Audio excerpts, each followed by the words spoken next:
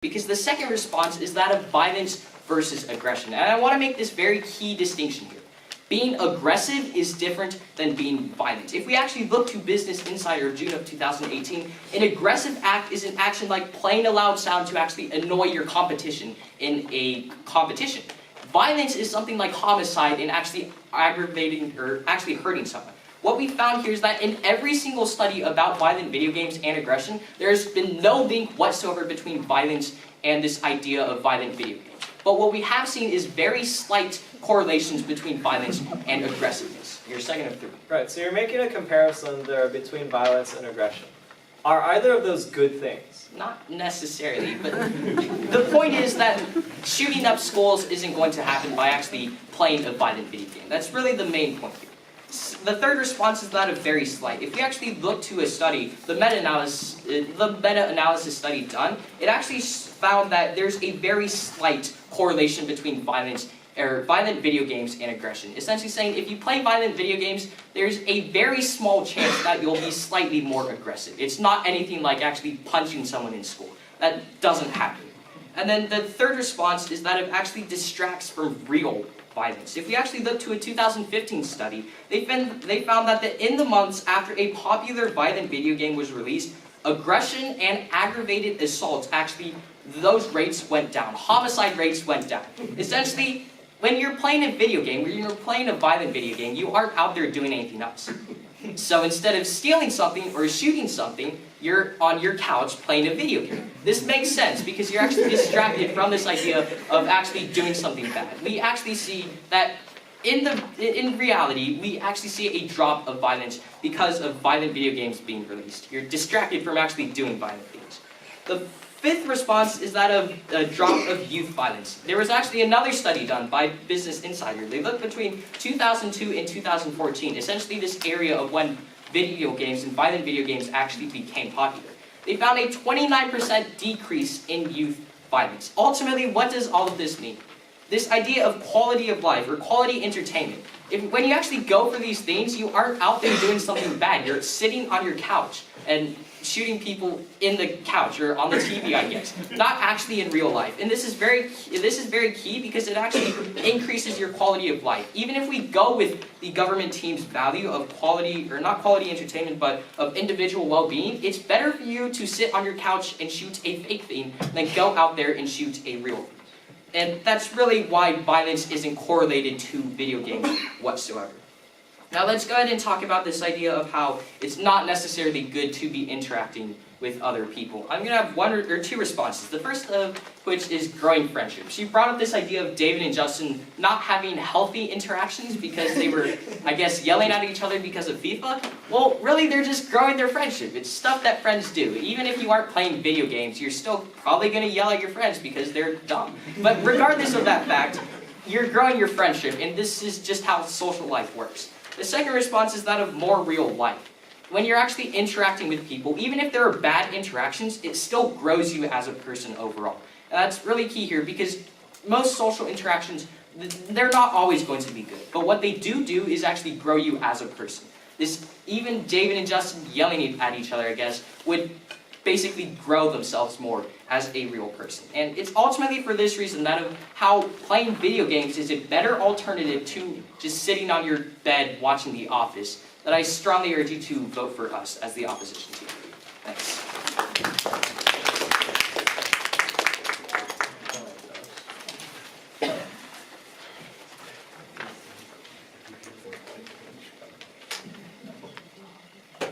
I just want to make sure that we understand just how active you can be when playing video games. So, like I said, me and Justin play FIFA a lot. And so FIFA and soccer, you usually have to have really spirited celebration. So when we score a goal, the celebration looks something like this. Like, woo! You run around, you make a lap, we maybe do something like this. A pose, maybe like a dab or something. We're running all around the room, we're very spirited because we're invested in the activity. That right there was exercise. You don't get that. It is. You don't get that from watching TV. When I'm watching, I don't know, SpongeBob or something, my biggest reaction is I might giggle, I might smile, I might go like this. But that's it. That's as far as it goes. Whereas like when we're playing video games, I'm throwing things, I'm yelling, I'm exerting actual energy, I'm becoming a physically stronger person. I say this to everybody who asks me about video games. Video games turn boys into men. And anyway, you guys should vote for our side for 4 main reasons. The first is quality entertainment versus well-being. Now this was the standard that we decided, or these are the 2 standards that we decided on to kind of weigh around here. And they stuck with the standard of individual well-being. Now we've already talked about how kind of absurd this is to say that we need to go into a video game to say, I'm going to play this game. I'm going to play this game of soccer to make myself a better person. Nobody says it. Nobody, you don't look at video games for the purpose of making ourselves better people. Like I said before, it's an entertainment format. We are seeking for entertainment, for relaxation, for a state of zen, if you will. And that's why we need to look at quality entertainment first, looking at the facets of the nature of the format, and also the economic viability and potential. And again, we are going to be comparing these to other formats like the movies and TV shows, because like my partner and I continually stated, we're not just looking at a situation where we're comparing video games to maybe like, I don't know, making a statue or composing like some kind of sonata. We're looking at video games compared to other entertainment formats, because when you remove if we just assume that we remove video games from the face of the earth, people aren't going to be reading books and doing more homework, they're going to be watching more TV shows. With that being said, the second reason I want you to vote for us is of the economic benefit. Now they didn't really talk about much about violence. We kind of went this point about economic benefit by default. We see that video games actually contribute to a variety of economic activity, more so than other formats such as movies and TV shows. We talked specifically about how video games have this unique attribute where they can have this whole industry of esports where people can make a literal competition and a profession out of video games. We also talked about how they lead to development in other industries, specifically with things like virtual reality, where the use of virtual reality in video games actually promotes use of virtual reality elsewhere, and we see that society as a whole moves forward because technology is first used in a video game context. But the third voting issue I want to bring up is the best format. Again, the best format. Again, we are comparing video games to other media formats like watching TV shows and watching movies. And we see that it's actually better to be moving and interacting and playing a video game than it is just to be sitting there and looking at a screen. Now this is because, of course, you get to interact with other people, you get to interact with the actual game, and you can actually see that you develop, like I talked about briefly about this, you develop fast reaction times. There's actual physical development going on in your body when you're playing video games, whereas you're just rotting on a couch and you're just watching TV shows. Lastly, I want to talk about aggression, because this is the argument you heard most about, and pretty much solely about from the government team. They said that video games make you violent. And then Joshua got up here and through a lot of reasons that I didn't even write down because there's so many of them, said how that was wrong. And so I want you to copy and paste his whole speech. I want you to insert it right here. I didn't really catch all of what he said, but I heard a lot of studies and I heard a lot of things saying that the relationship between video games and violence, well, we see here a very clear relationship between video games and economic progress. We see a very clear distinction here between video games and why they're better than other formats such as TV shows and movies. At the end of the day, it's very clear that video games actually do more harm, do more good than harm, do more good than harm in the context of entertainment. Thanks.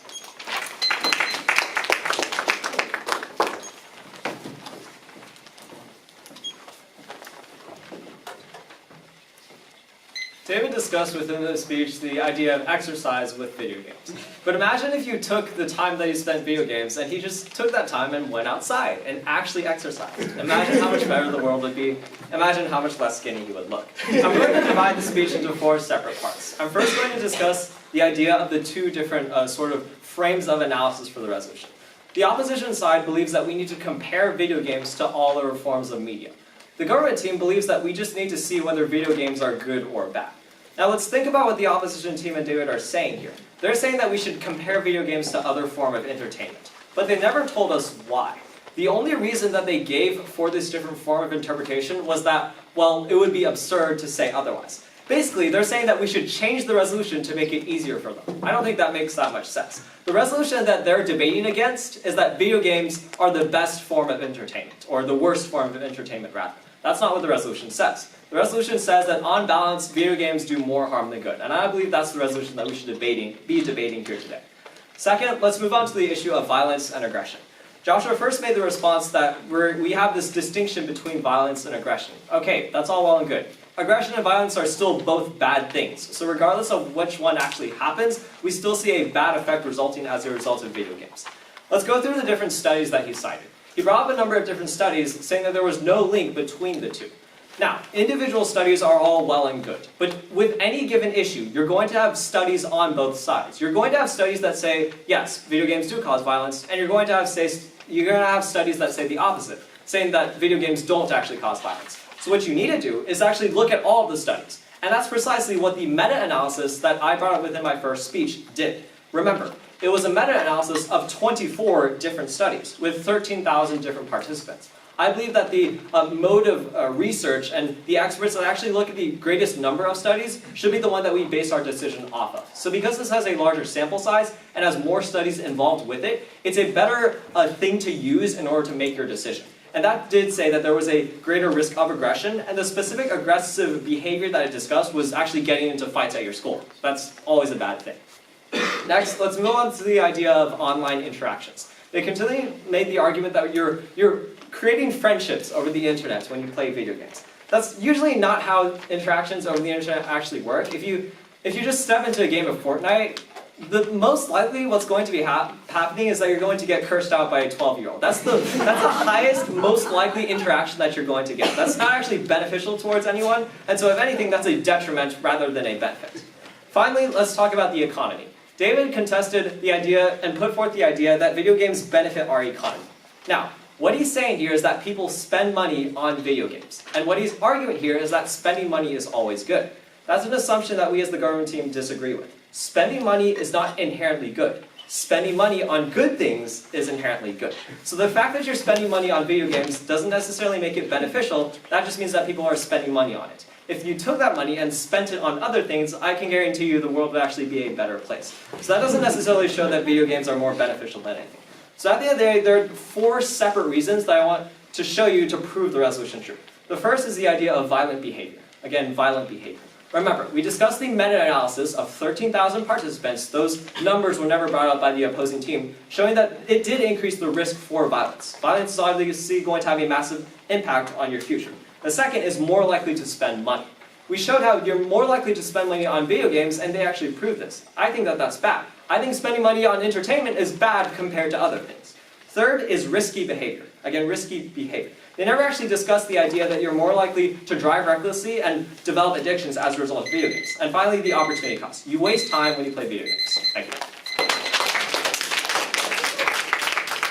Good job, and good job, everybody. Good job. We are that